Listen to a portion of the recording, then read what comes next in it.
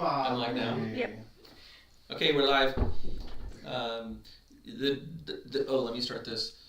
So we're live. The drill is, if you can hear us, just give us a thumb up. Let us know that we're recording and audioing. Yeah, and it'll probably take people a couple minutes because we actually don't do a link anymore because I can't do it.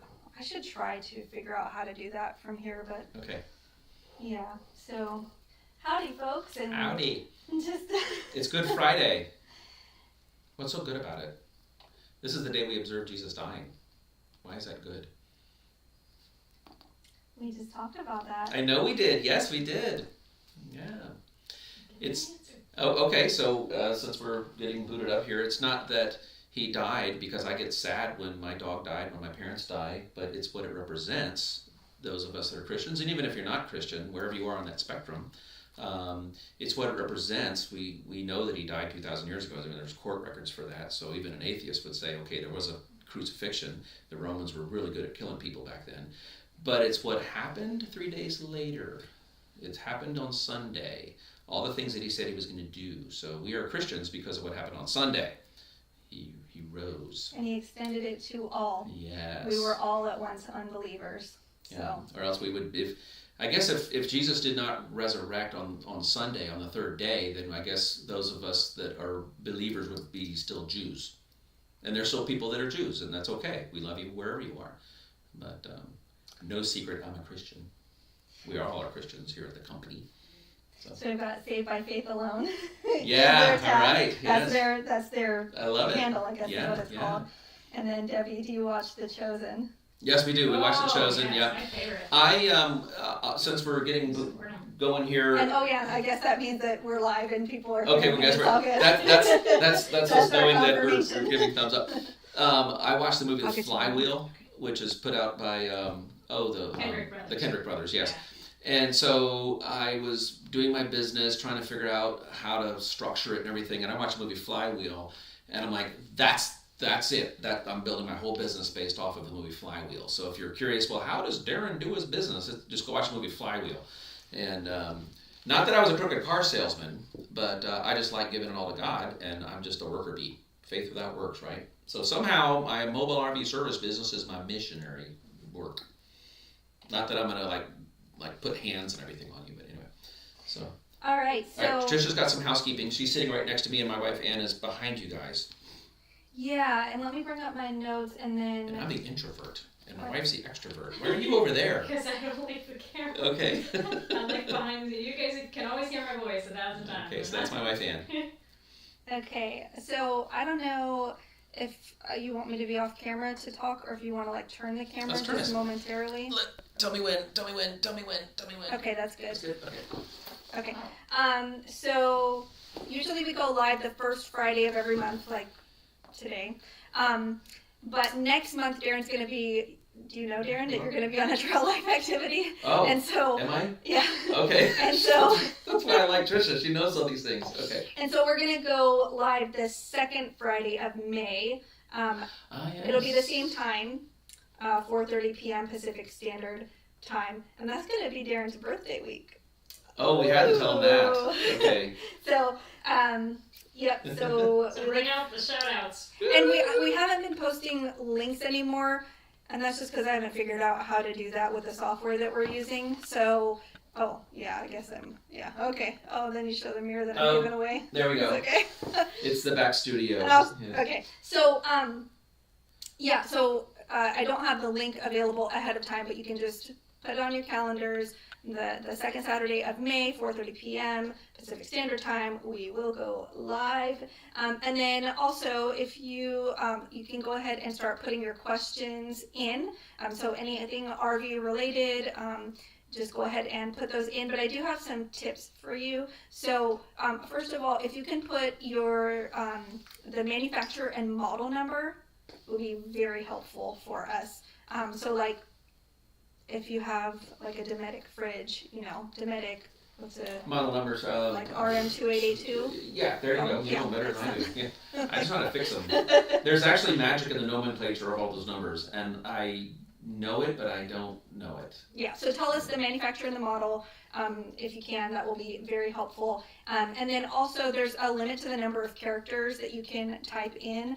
And so rather than trying to make it like super short, I mean, abbreviated is helpful because we don't need a whole book, but you can like type in your question in Microsoft Word and then copy and paste it into a few different posts. Like that's fine. I can track them on more than, one thread if you need to just like fully explain your problem. So manufacturer model number and, give the details if you need to use 2 or 3 texts or whatever you call them, chats. Which one after this? So I guess before, and I do have some questions, a couple of them queued up. Okay. But before we dive in, we have something that came in the mail. Yeah, So should Turn that over. yeah. Okay. So turning, how was that? You're good, yeah. Good? Kind of in the center? Sort of, you can move it a little bit more, but that's great. Yay. Okay, so we got something in the mail because of you guys, and it's, I haven't opened it yet, but we went over 100,000 subscribers. Thank you very much. And I've told our team back here, like, all we can focus on is putting out content. Hopefully it's good, hopefully you enjoy it, but we can't really control who watches it or if they fast forward or whatever. But because of you guys, because of your sharing and liking and thumbing up, we went over 100,000. So that's kind of an exciting thing. It's kind of like a vanity number. And within a week or two of that, YouTube sent us this box. I have not opened it yet, so I was going to open it here live, and you guys can benefit from it. So here we go. I'm going to open this. They can benefit from it? Benefit from it. Because they're going to look at it. Oh, well, you get to see what a creator gets to go through when they get all this mail. I don't know what it looks like. I kind of know that it's the plaque, but anywho. It's a very easy process to get it too. It wasn't as painful as So I'll tell you Yes, some of the... I'm in trail life and I'm cutting towards myself. So. Oh, yes. I'll tell you some of the places people are coming in. First we have Triple V. We know I get a little... Richard is his name, from Las Vegas. Congratulations on your subscriber milestone. Oh, okay, sorry. So congratulations on your subscriber milestone. We are honored to take part in recognizing your achievement and want to experience to be exceptional. This award was inspected and packaged with great care by Rick.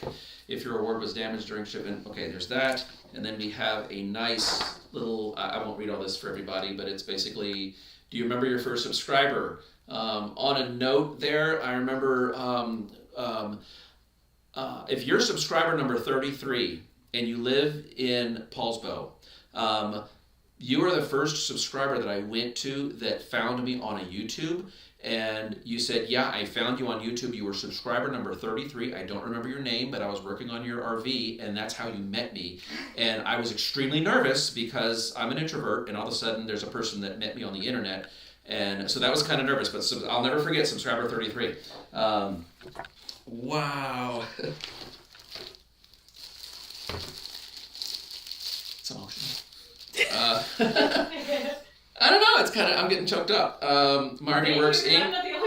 presented to Marvy Works Inc. for passing 100,000 subscribers. So can you guys see Looks great. the glare? Yeah. So thank you guys. Thank you for that. And I think the next one is a million. So, and then we have another little thing here. So thank you. That's really nice. Like I said, all I can control is making videos for you guys. And then hopefully we keep doing it right and we can get to 1 million. I'm going to hand this to Ann. Oh, don't forget the little black felty thing, because this is kind of part of it. It's kind of important. We got to frame that next week.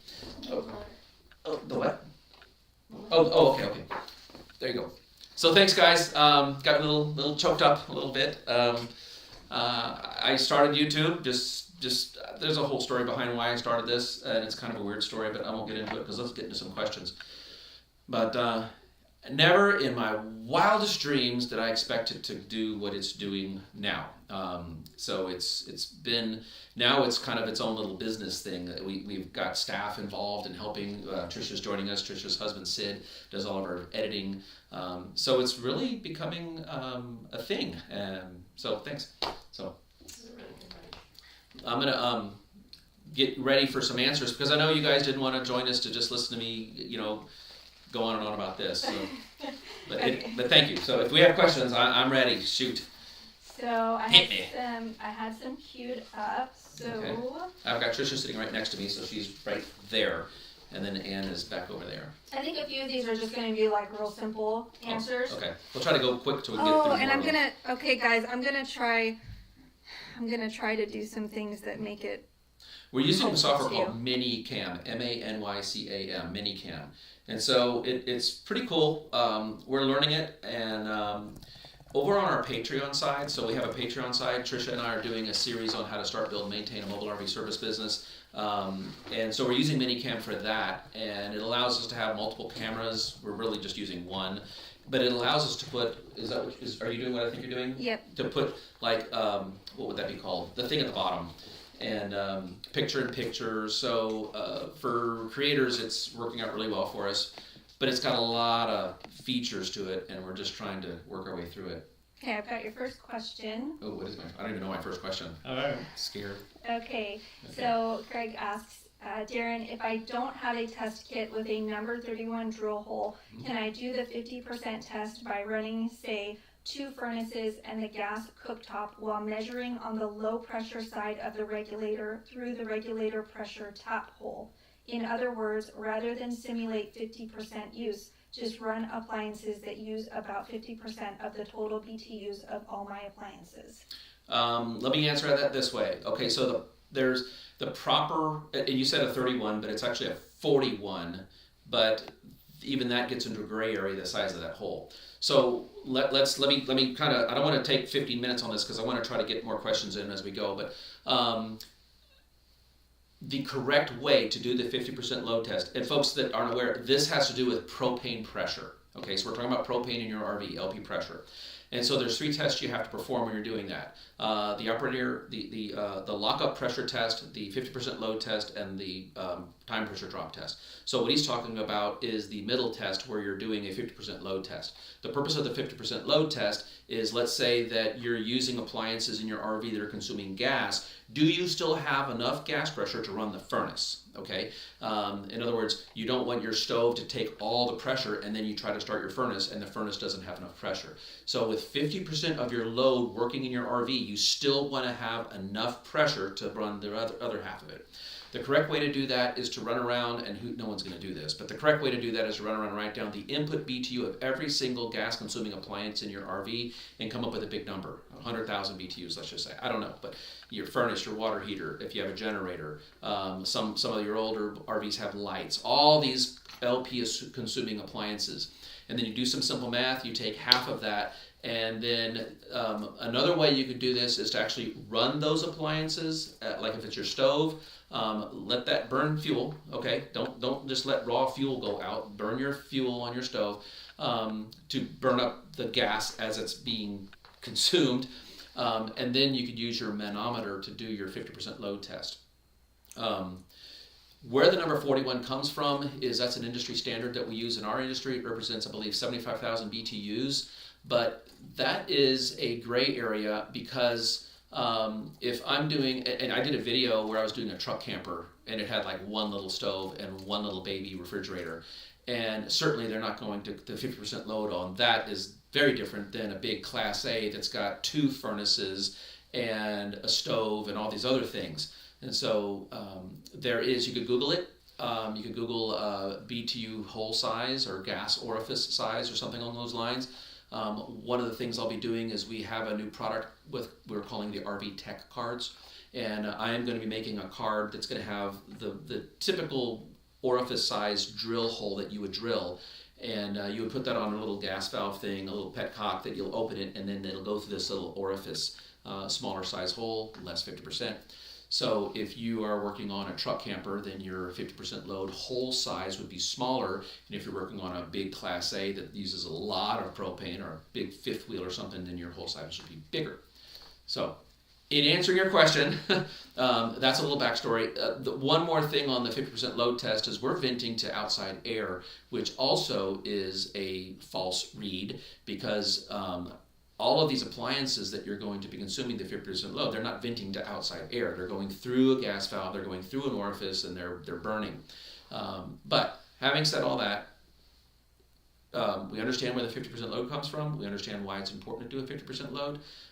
You could just run your stove or run your stove top flame wise, and try to get to 50% that way, and then you can connect your manometer on that and check your pressure. I'll finish up with this one last thing. When you're doing, and now, two things. We're talking about doing LP, and some of you're going to be in states where that is regulated big time, and you can't just go play with this stuff. You have to be licensed and certified and carry insurance to work on LP on your RV. We started our business in Texas, and that was a big deal in Texas. A railroad commission, I had to go through an 8-hour training class just to work on LP and RVs. So that's the first thing I wanted to say, and I forgot the second thing, but let's move along because I can't remember. But we do have a lot of LP tap jigs that we make, so just go to our website and go to T3 Interfaces, our company that we make all these tap jigs from. Oh yeah, just go to myrvworks.com and hit the store. I want to move on because I feel like I want to get to more questions. Yeah, I'm not trying to rush you, but Okay. They said there was an echo, and I'm thinking maybe it's because we have 2 microphones Okay, going. let's turn off. One says it's loud and clear though, so our couple. That one is going to be this microphone right here, and so turn off this. Wait a minute. Turn off that one. This one. So we're going to make a modification to our sound. How about I just mute it? You could try that. Does that work? Tell us if that changed anything drastically if you can't hear us anymore. We had 2 microphones going. One that's physically on the camera right there, and then another one that's this lavalier right here. This one. So yeah, let us know how we're making the sound work for you guys. And okay, do you want the next question? Oh, sure. Yeah. I want to try to get to as many, but LP is something that I could go on for hours. I've got 50 pages of notes that I have harvested to put together a course that I haven't put together yet on LP. So I could go on LP for a long time. But a lot of your information on LP is going to be NFPA 1192 Chapter 5. So good luck with that. Okay, this one you might just be able to point out. Okay. I don't even know if you'll know, to be honest, but it says, how do you access the taillights on a 2011 Thor Hurricane Class A motorhome? How do you access? I don't know. Okay, let's just move on. Yeah, but there's going to be some screws somewhere. That's a serviceable area, and as long as it's got an RVIA sticker on by the door, everything is serviceable on that. So the screws might be hidden around, a little false cap you have to take off the top of my head. I don't know. All right, so Jeffrey says, I know it is imperative to change out your propane gas detector in your RV at least every 5 years or thereabouts. My question is simply this: is it 5 years from the date of manufacture, or is it 5 years from when the unit is installed? It's 5 years of use, and so you get 10 years out of it if you put your RV in storage for 6 months at a time. So it's 5 years of that device being energized.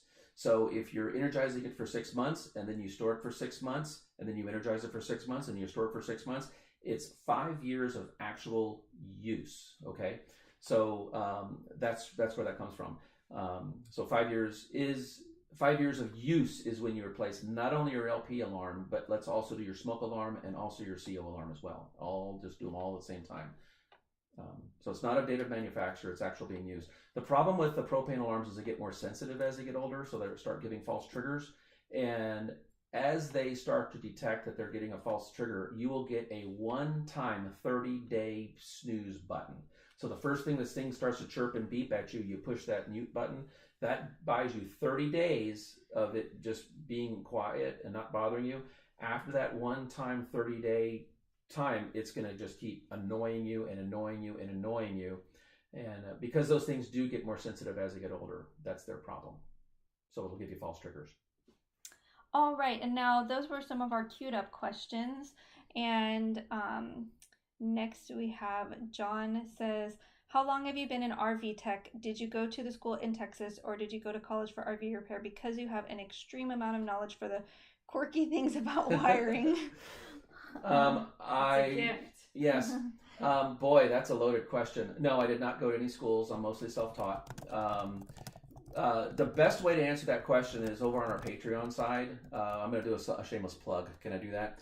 Over on our Patreon side, Trisha and I are putting together a whole series on how to start, build, and maintain a mobile RV service business. We've got I don't know how many episodes we've recorded. 12. We've recorded 12 episodes, but we're going to 40 and 50. We're just every week we're coming out with new episodes. And so in some of the episodes that we've already recorded, we do tell Darren's story on how I became an RV technician. Some of you know I was a professional senior level systems engineer, automating airport baggage systems, aerospace assembly equipment, all kinds of gee-whizzy type stuff, classified clearances to do gee whizzy type stuff. My wife and I started full-timing around 2007 so I could be on the job sites as an engineer doing startups. You make a lot more money out in the field than you do sitting in a cubicle writing ladder logic all day long.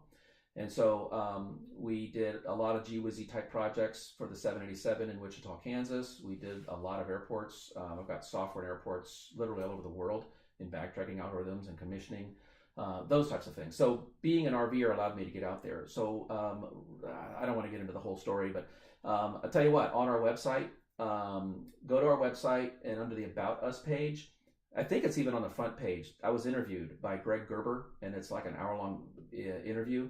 So you can listen to that interview and hear a little bit more about how I ended up here.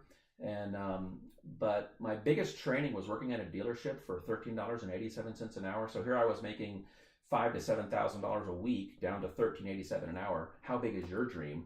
But I knew I wanted to do this as a business, to raise my kids around entrepreneurship and to be my own boss. And so I worked at a dealership. I did PDIs, a lot of PDIs, and I do the walkthroughs on these PDIs. And the people would ask me questions, and I did not know the answer. So I started reading manuals to get the answer.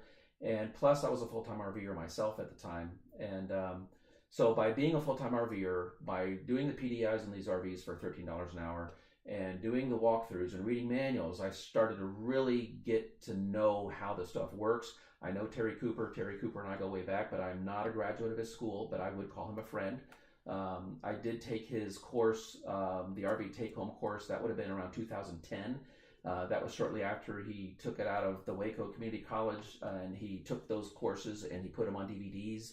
Or it was a stream at the time, so I paid $300 and watched his DVDs.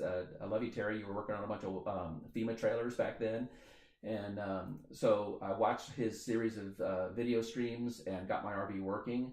And other than that, it's just reading manuals. I've been to about every training class you can go to. If you go to the About Us page, you'll see some of the certificates we have up there. I've been to a lot of the factories. I've been to a lot of the manufacturers' training, all at my expense, just went on my own.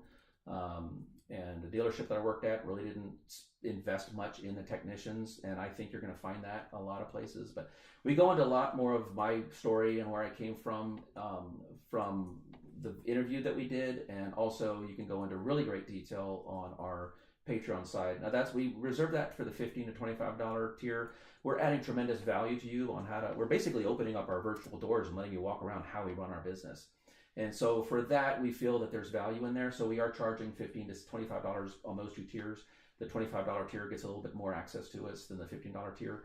But if you're interested in becoming an RV technician or just learning how to run a business or how I run my business or why I do it a certain way and why Tricia and Ann and I do it the way we do it, that's a series I'm going to check out.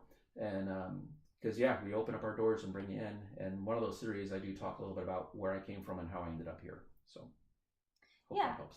I want to give a couple of shout outs. Okay. So no, that I think it's okay. Okay, I'll sit here. But Brian Biggs, he's over on our Patreon. He has a question. We'll get to your question, Brian, but I just wanted to give you a shout out because he's the one. Brian, maybe you can tell me what the CACA thing, if that's like because you're from Canada or what that means, or if it's like caca Go or Kraken. I don't know. And then let's see, we had one person that. Whenever I think of Canada, I think of hockey. Hiker Dave just said something really nice. So thank you for your nice comment, and happy Easter to you as well. Yes. He is risen. Yes. And then let's see. There's one other one I wanted to do. And people have said where they're tuning in from, so that's great. I like to hear where you guys are. Do you want to hear some places? Yeah, I never get to read all this because it's by the time I get around to it, it's gone. So I tried to say earlier, but I was interrupting you, and so I had to stop. Minnesota, Wisconsin. But Richard is one of our patrons. Yeah. He goes by Triple V, and he is coming in from We've Las talked Vegas. on our Zoom channel. Yeah. And we have Denver, Colorado. I think Ann said Wisconsin, Minnesota, Berrien, which is right nearby us, Federal Way as well, Yay. Alberta, Canada, Yay. Texas, Yay. Minnesota. We're in Colorado, Texas. We're in Texas. We lived in Texas for a while. One of them just says, "Hi, all from Texas." Yeah, I like Texas. So. I miss Texas. I like. Another one from Deer Capital of Texas. Yeah. It was hard. On a side note, okay, everybody knows what politics is like in Washington. New and York made it sound. It was hard to move to Washington from Illinois. Texas. The politics, it's very different. And even as an entrepreneur, the way you run your business in this state is very different than the way you run your business in Texas. So we've had to adopt quite a bit. So I miss Texas tremendously as an entrepreneur, and just waving to people. Up here, you wave to people when you're driving down. They look at you like, why are you waving to me?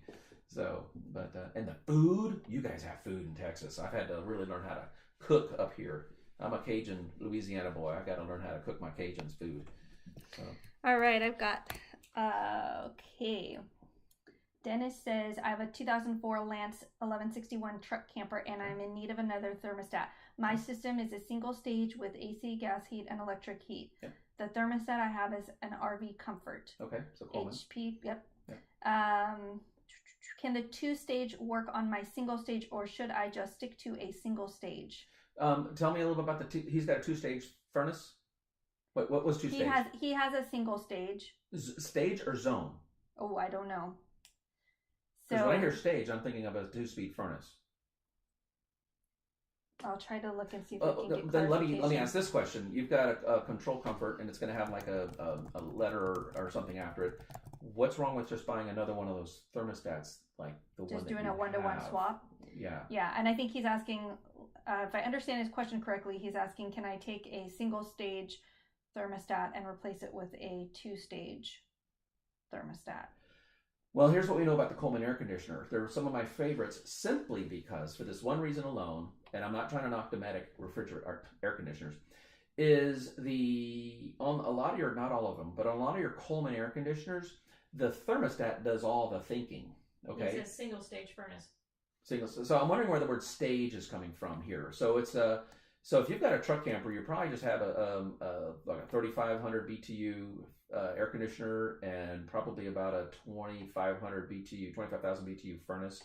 So if that's correct, then yes, you could just get anybody's thermostat that would work. And so here's what I'm saying about that. With the Coleman air conditioner, and I've done this many times, the thermostat does all the thinking. Okay, compared to a Dometic thermostat, on a Dometic air conditioner, the thinking is done up in the ceiling plenum in a little gray or silver metal box. And so that's the big difference between Coleman's method of operation and Dometic's method of operation. Not across the board, but overwhelmingly, the Coleman air conditioner, a lot of the thinking is done at the thermostat. And so since a lot of the thinking is done at the thermostat, like one of the things we know is the white wire on that thermostat is going to feed your furnace.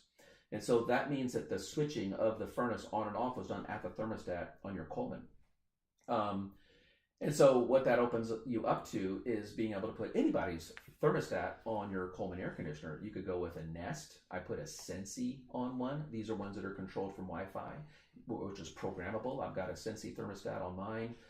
It's programmable. Monday, Tuesday, Wednesday, I do this. Thursday, Friday, Saturday, I do that. Wake up to this temperature, go to sleep on that temperature, because the thermostat's doing all the thinking and sending the signals to the air conditioner, because the air conditioner is going to get what? Yellow wire, green wire, gray wire for 2 fan speeds and a compressor is all the air conditioner is going to get. Fan high, fan low, and compressor. And then we got one more wire going to the furnace, which turns the furnace on.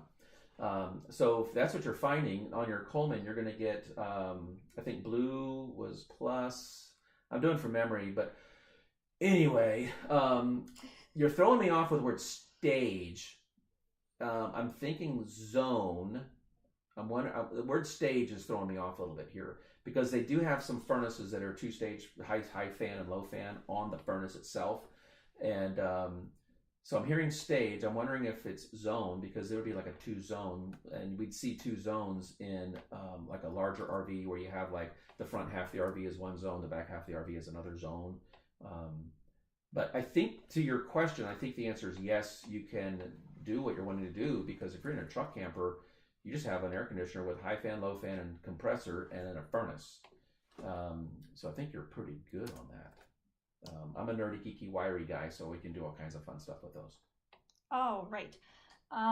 So the next one, let's see, is about a water pump.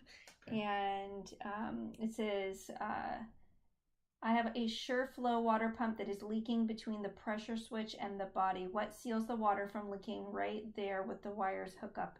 And this is from Dennis. That's a lot of times where they crack when you take so if you take that out, you'll see sometimes three long screws and three short screws to take the head off of the thing and make sure the long screws go where the long screws go and the short screws go there.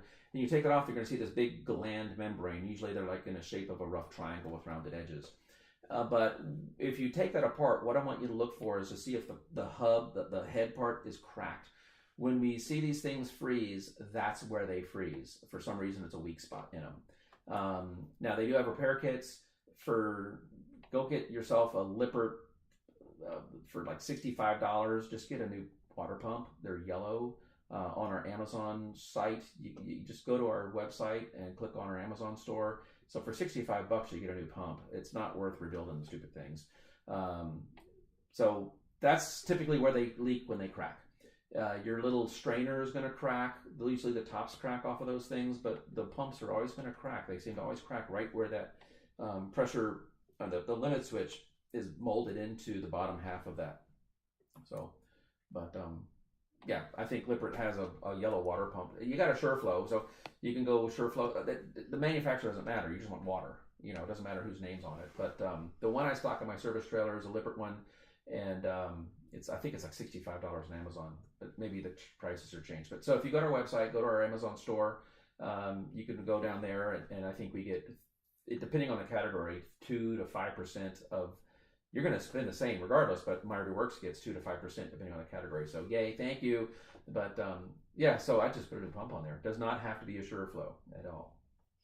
All right, and the next one is, are there single hose 2-stage regulators? And this is from Carol.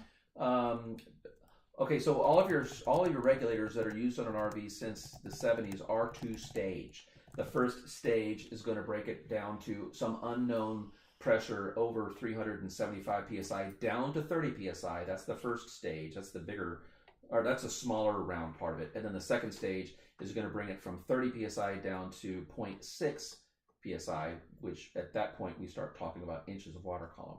So they're all going to be 2-stage regulators. So you said a single hose. The answer would be yes. You would find that would be something that you might find on an AMSE tank. And on those, you'll find a vent that's either oriented like vertical, straight, like if this is your regulator, the vent is facing down or the vent is facing this way. And so one side of that is going to connect to your tank, and the other one's going to connect to the hose.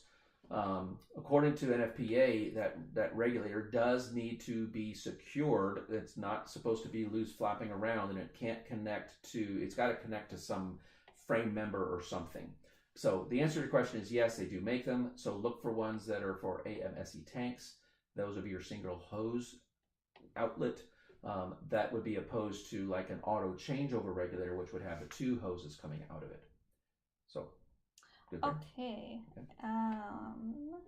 On that, if you go with a 2-stage auto changeover regulator, you could always get that and then just cap off one side of it with a plug. And then Brian, our patron, go Brian. Thanks, Brian. He wants to know a particular kind of Dinosaur board that you recommend. Okay. And which I think if you go to our, to our like Amazon storefront, if you go to our website and you go to store, we have an Amazon storefront that has like different boards and stuff on there. But he says, hi guys, I'm stocking up my truck. Is there a Dinosaur board or boards you recommend to keep on board? Okay. So the answer is yes. And we're on our Patreon side, on our site, we're pretty close to giving a tour of my trailer. So I like the UIB 64. It's a UIB 64 board. Those are fantastic for all water heaters. So UIB 64 is a good one to have. The Fan 50 Plus pins is another one that I like to have. Fan 50 Plus pins, UIB 64 are the two. Once you get into refrigerators, though, so the Fan 50 Plus pins is going to knock out pretty much all your furnaces, and the UIB 64 is going to pretty much knock out all your water heaters, regardless of the manufacturer, okay? Once you get into the refrigerators, it does get a little bit weird, okay?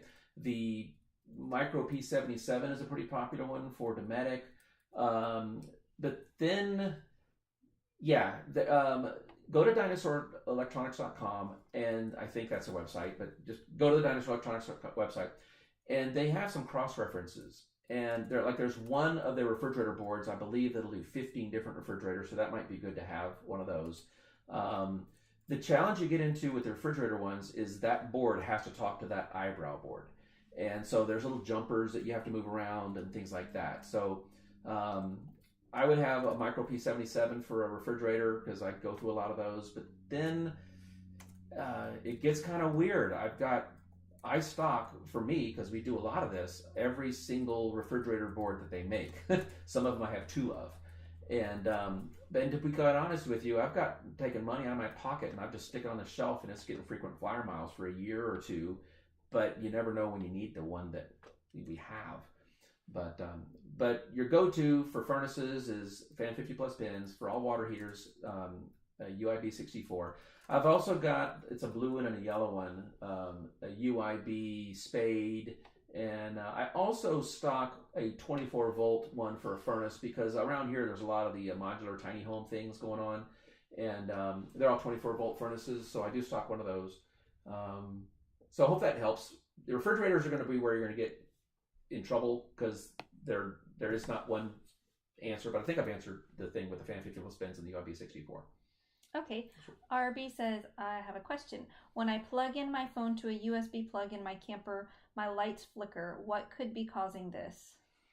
Okay. My question would be, that's really interesting. I would see, those are the things I love playing with. If I was there, I would love, this is stuff that I love. So my first thing, I would be curious about your battery, the RV battery, the big Group 24, Group 27 battery. I would be curious what condition that battery is in. Why would I say that? Because if the battery was sulfated or bad, that means your converter is doing everything. Your battery is not doing anything.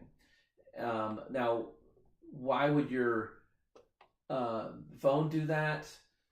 Geez, another thing that I might look at would be a thing called capacitive coupling. I'd be curious to see if there's any AC ripple on a DC current. So if you have your multimeter, what I'd be really curious to see is on the cigarette lighter thingy. I'm gonna call it a cigarette lighter. I'm dating myself.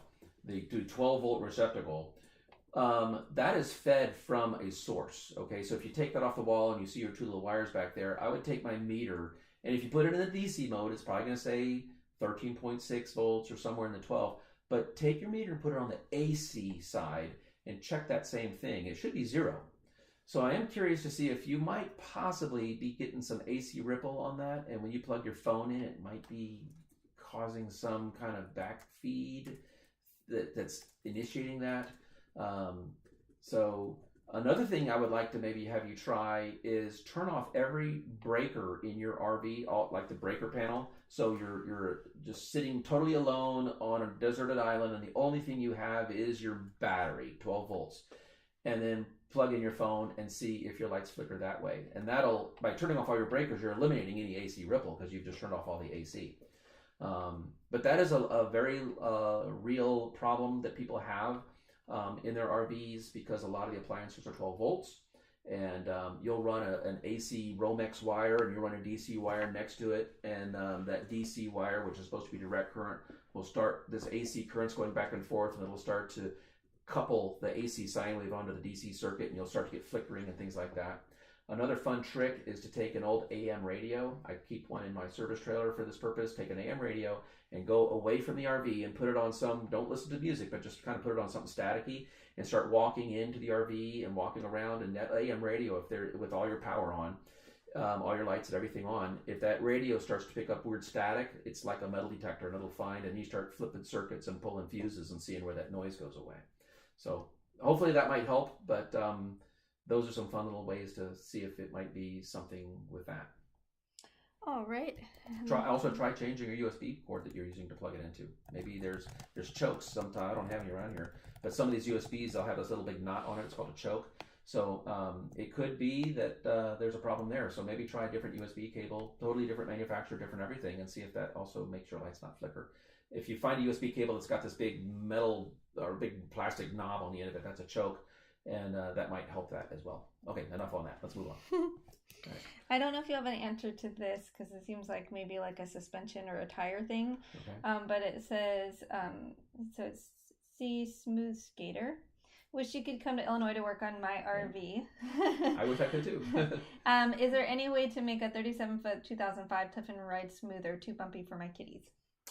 If you were up here, we have a shop in the area that's one of the things that they they really thrive on. It's Eric's RV Performance up here, and so maybe what you could do is Google Eric's RV Performance in Sequim, Washington, and ask them that question, because the way they got their whole business started and everything was on suspension problems, and we send some customers their way, and I'm sending you their way too. So if you have suspension questions, they might have some information for you. I don't know. I've never actually met Eric. Do you know that? We send a lot of work to them, but I've never actually met him. I've never been to his place. But the pie is big enough for everybody. But I don't do anything with transmission or driveline or suspension. But everybody that we've sent to Eric, we've got people coming in from many states to come here and have him work on the suspension. And hands down, I've heard people just rant and rave about how the work that they do. So having said that, yes, I'm sure there's something that can be done. I have no idea what that is. I'm not a mechanic-y kind of person. I'm more of an electrically kind of person. But so find a person like Eric's RV Performance in your area, or reach out to them here, or come and take a road trip and see our beautiful Olympic Peninsula, which is overcast. You can't see the mountains today, and have them work on it for you. Okay.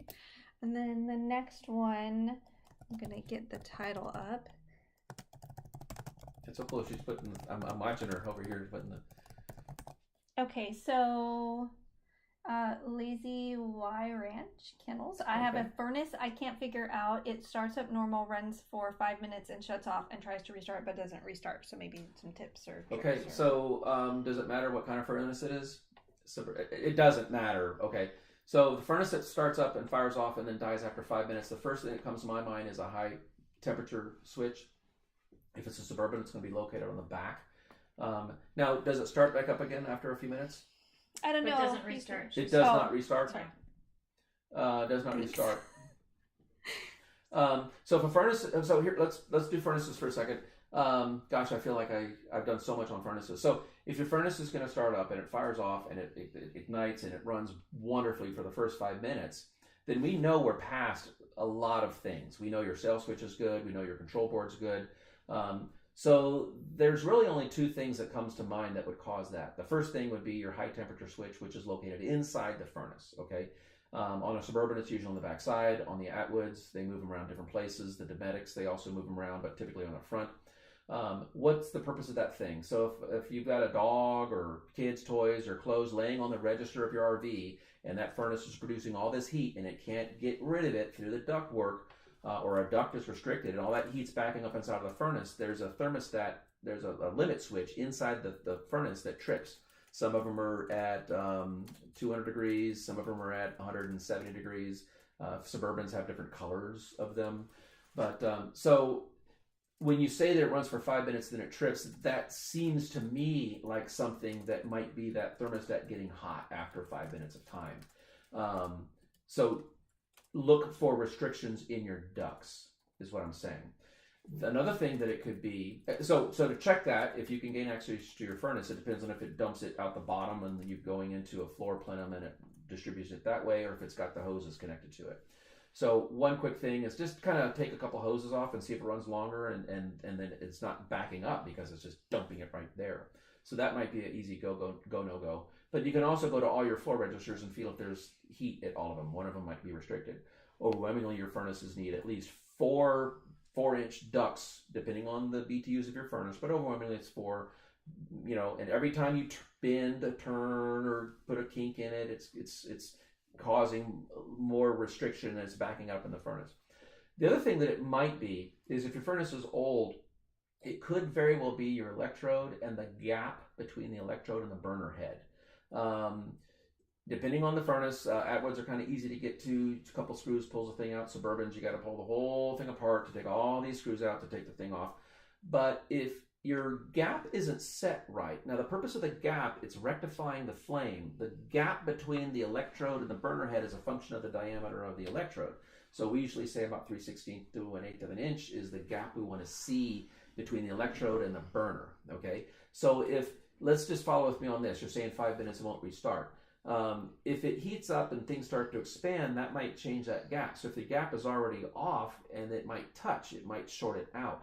So if the electrode is physically grounding the burner head, then it's going to short itself out.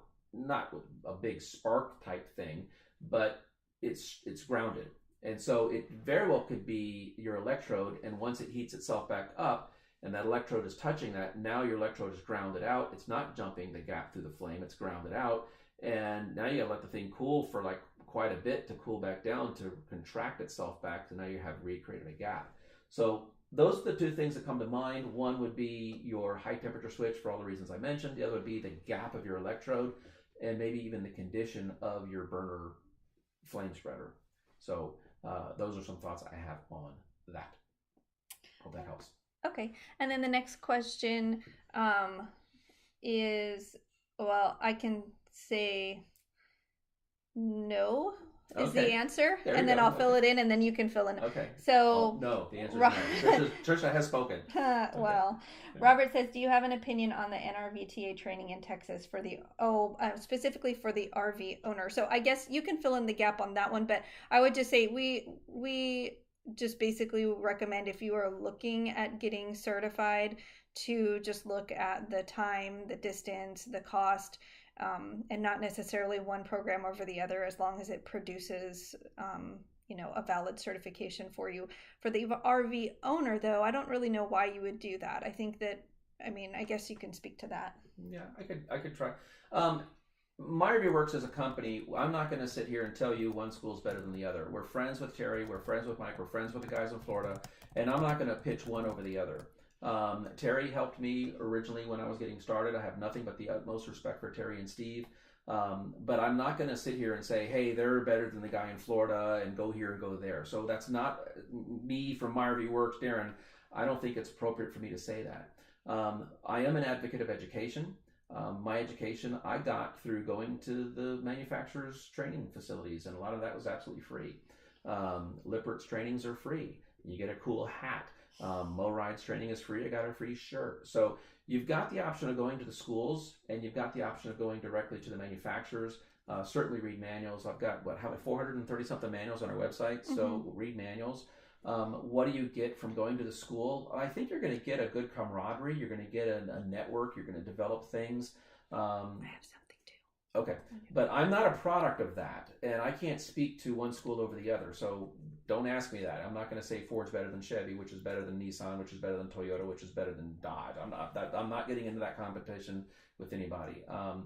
And then we offer, you could watch my videos and get a lot of information, and that doesn't cost you anything. We've got over 200 videos, I think. So just sit back, make some popcorn, and just watch our videos, and you can get it that way. But we also offer, for those of you who are interested in starting your mobile RV service business, that's the Patreon plug again. That's what Trisha and I are putting together. And one of the things I say in there is if you're going to be starting up your business, your vendors could care less if you've been to one school or the other. They want to know, do you have a business banking account? Are you incorporated? Are you a legitimate business? And when you make a mistake and you have to go to court, the jury doesn't matter if you went to this school or that school or how much training or certification you have. They matter, okay, are you incorporated? Did you pierce a corporate veil? So one of the things that we talk about in our training courses is the mindset of a business person, not necessarily the mindset of a technician, if that helps. But jump over on that and get more information there. But Trisha's got something to add as well. Yeah, so if you're an RV owner, and I would assume that maybe you're just thinking like, oh, if I go to this school, can I get better at like fixing my RV? Well, I would say number one, I don't know if other places offer it, but we offer. There you go. There you go. Okay. We offer. Not the mirror. Oh, not the mirror. Yeah, not the I'm backstage. giving that away on Monday. Okay. But we offer RV orientation and best practices. Yes. And so see maybe if there is a service nearby you that actually would basically we can do sort of like a PDI with you in a sense, I guess. Maybe that's a bad way. Okay. Oh, okay.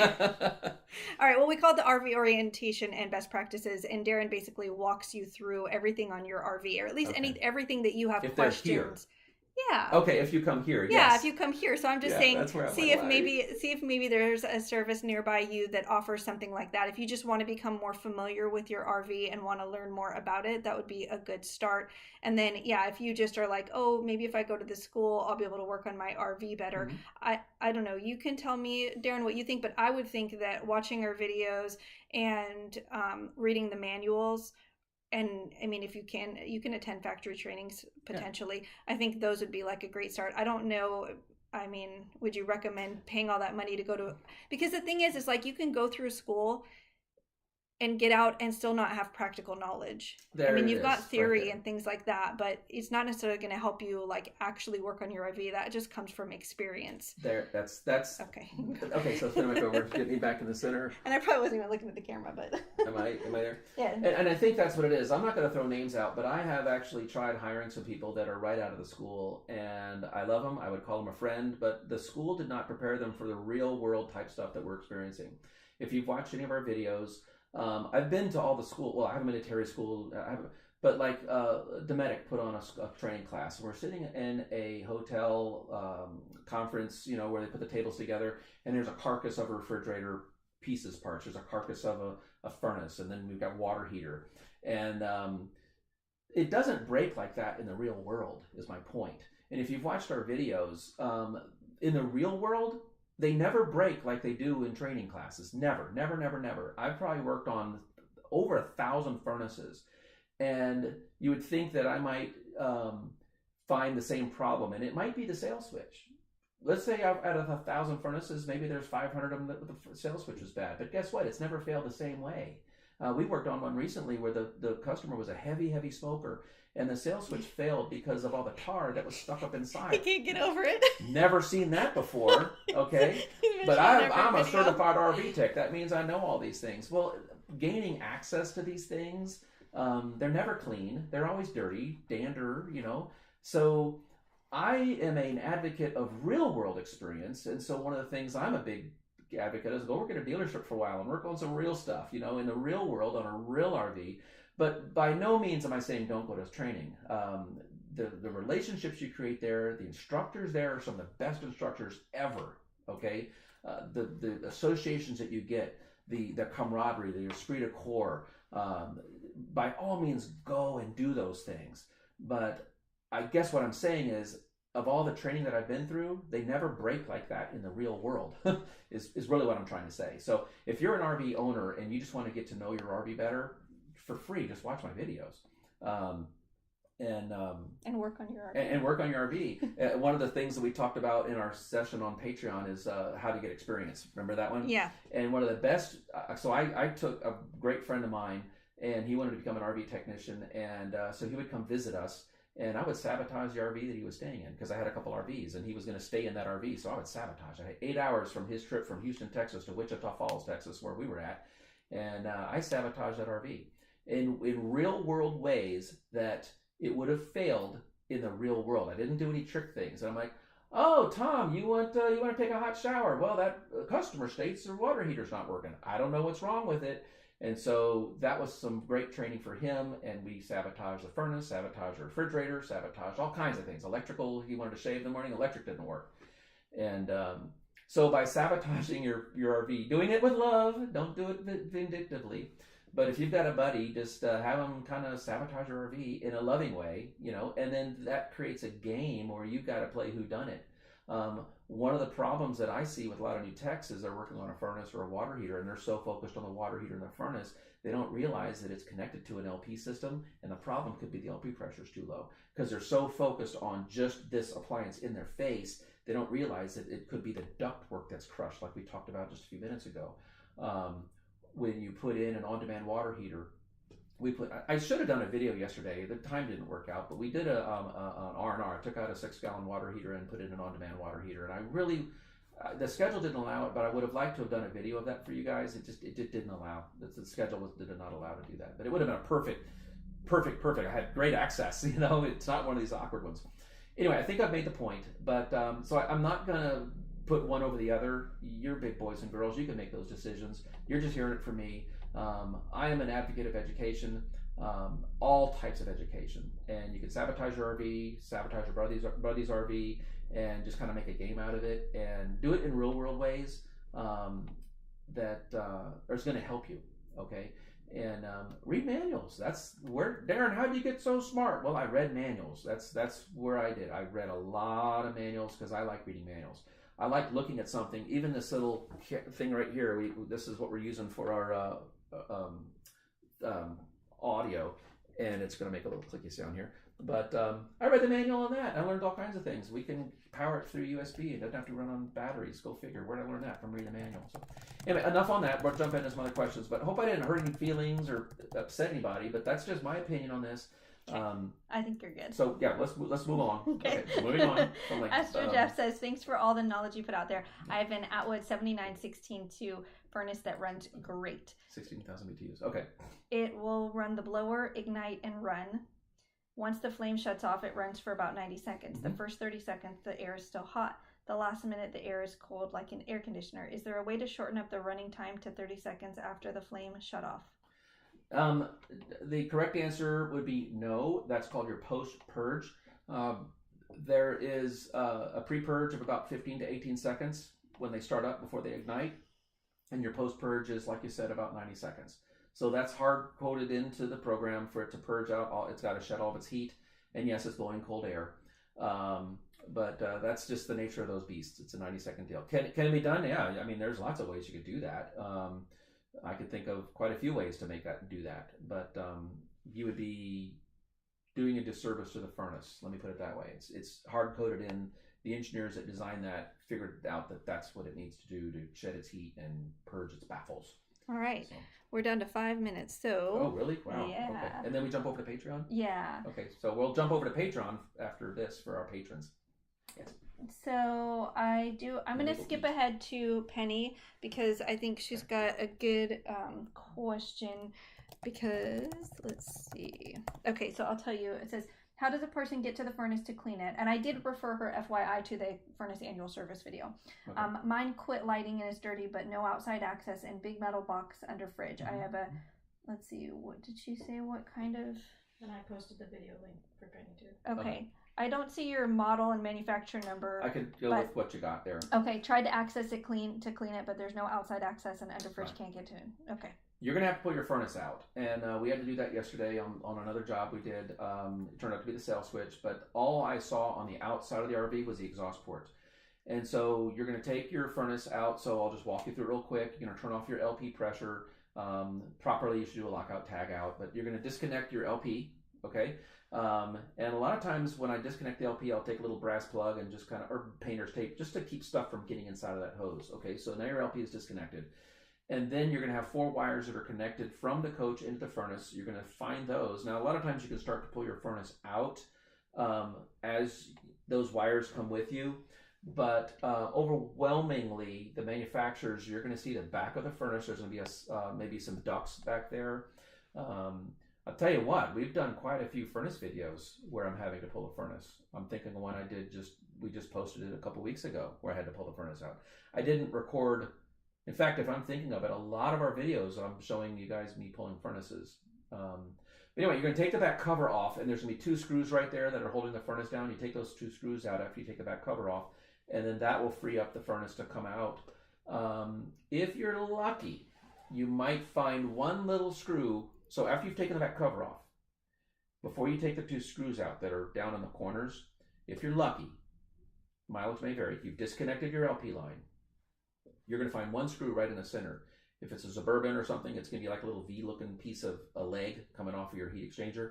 Take that one screw out and see if the furnace will slide out of its metal cage that way. Not all of them will, because guess what? They put a screw on the front too, but not all of them. But sometimes it's worth a try to take that one screw out to see if it'll slide out, leaving the whole cage in its place.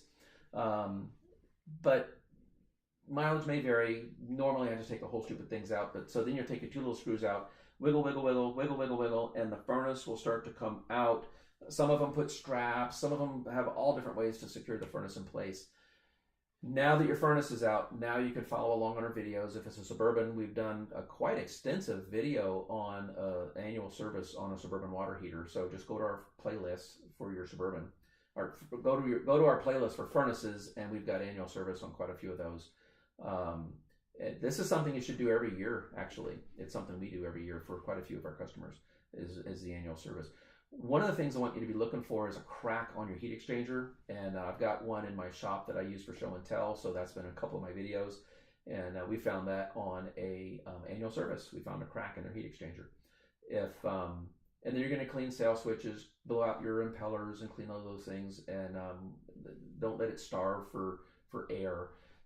The trick is getting it back in.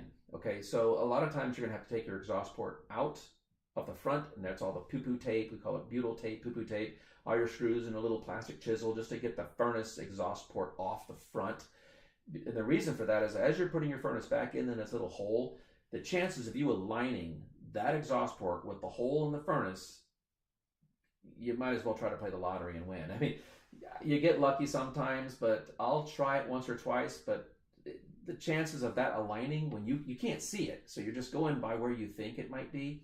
Sometimes you could take a flashlight and have somebody outside hold the flashlight in the exhaust port, and sometimes you could see some light shining through on the inside to help you, but most of the times I just take the outside exhaust port off, put the furnace in, secure it, and then on the outside put the exhaust port back in. So long answer to your question, but hopefully that helps. But sometimes the only way to service a furnace, we had the first one yesterday, it was a sail switch was bad, and I had to pull the entire furnace out to fix a $6 sail switch.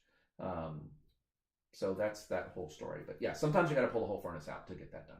Okay, we'll do just 2 really quick things, and then we will jump over to Patreon. So Randy, I think you were talking about wanting to become an RV tech, and then he did ask if it was good to be an RV inspector prior to becoming an RV tech. And I was just going to say, I mean, you said that you did a lot of PDIs, and doing the PDIs can definitely help you. I don't know that it would be required. Like, there's other ways to get experience besides being an inspector, but if you have the opportunity to do PDI inspections, that's a great way to get experience. Absolutely. See, the thing with RVs is this industry, I could go on for another 2 hours of so many spin-off businesses that we can do. My stepmom loves to do upholstery, and she reupholstered her whole RV. New cushions, new boxes and everything, new curtains, and it's amazing. So there's a whole business right there. Inspectors, RV technicians. Maybe if you're a geek and you like doing Wi-Fi, or you can't go camping without 5.1 or 7.1 surround sound. Solar. I mean, there's so many things. So it doesn't. I'm a generalist. I do a general RV type stuff. It's just kind of like, But over the years, we've kind of pared that down to the things that I really like. But when your business is new, you got to do it all. And then your business grows and your brand gets built, and then you find out that there's other mobile service guys or other shops in the area that can do other things, that's their strength.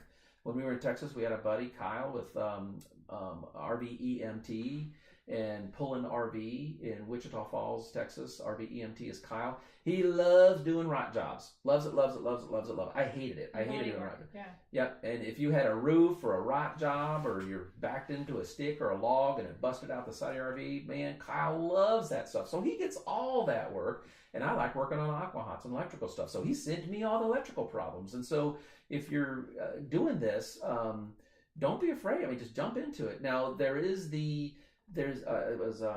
if you're going to inspect an RV and you're the RV inspector of that RV, according to, I know Terry and Steve were putting together RV inspection connection a couple of years ago. I don't know where that is now, but there was a clause number 4, but basically said that if I'm the inspector, I can't also be the guy that fixes it. And because you get into some ethics things there, so be aware of that if you're going to be an inspector of an RV. And so what I do is I don't call it an inspection. I call it an RV checkup is what I do. And so if I'm the only mobile service guy in the area and I'm going to inspect your RV, we find something blatantly, obviously wrong with it, then I say, yes, I can also fix that. But you can see how there's a gray area. If you're the inspector and you're also the guy that's fixing it, there's going to be a gray area. So there's some ethics things to get involved in with there. Be careful of, make sure you have insurance to cover. What was that clause that you needed to have? There's a clause in the insurance. So make sure you have insurance if you're going to do these kinds of things. Even no matter, if you're going to do a business, make sure you have insurance and incorporation. And that's all the stuff we cover in part 1 of our how to start, build, maintain a mobile RV service businesses, business entities, and why, and things like that. So, but yes, by all means, jump in. The water's warm, and there is certainly a lot of opportunity with working on RVs. Just find something you're passionate about and go for it. It's really been a blessing. I kind of it's almost like I miss my engineering comrades and all this kind of stuff. Boy, it's really foggy outside. I miss the mental gymnastics that we would go through to figure things out, but I'm really enjoying being a mobile RV service guy. I mean, every day is a different problem, even if it's a furnace, because they break so differently.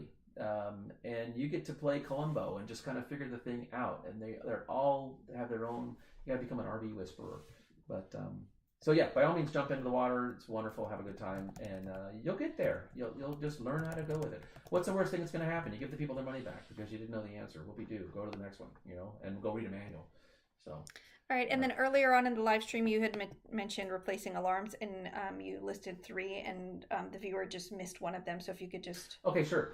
So propane, down 4 inches to the deck from the floor. So propane alarm every 5 years.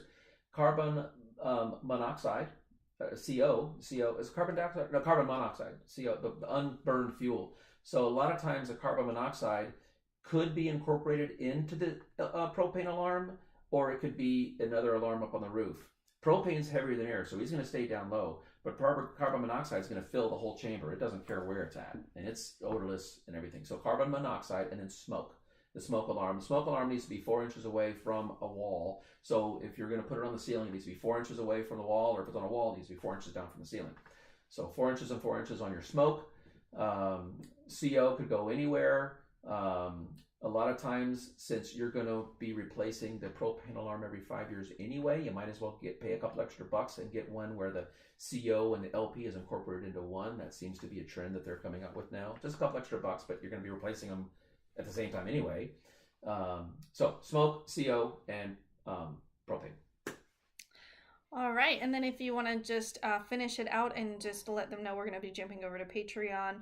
All tier levels have access to the bonus live stream, and also that next month we will be doing the second. Here, you say what you're saying. So there you okay. Go. Yes. So we're going to hop over. No, there's that mirror. I'll get that mirror out of there. No, we have a perfect background. All right, we're going to hop over to Patreon now. So if you are interested in joining us for our bonus live stream, patrons at all tier levels, so it starts out at 5, goes up to 25, are given access to the bonus live stream. So we'll hop on there in just a sec, and we'll be on there for about an hour. And then we go eat, and we're ready. And then next month, we're going to be doing our live stream the second Friday of May. So join us then. It'll still be 4:30 p.m. Pacific Standard because I'll be camping with my Trail Life boys. Yeah. Yes. So thanks so much for joining us. We really enjoy getting to know all of you and getting to interact with you, and appreciate your questions. Appreciate you taking the time to join us, and we'll see you on the next one. And maybe you want to say goodbye. Oh, you're on the screen. Oh, we're both on the screen. Okay. I'm leaning in. Thanks, guys, and we'll see you next month plus a week. All right. See you on the Patreon side. Bye.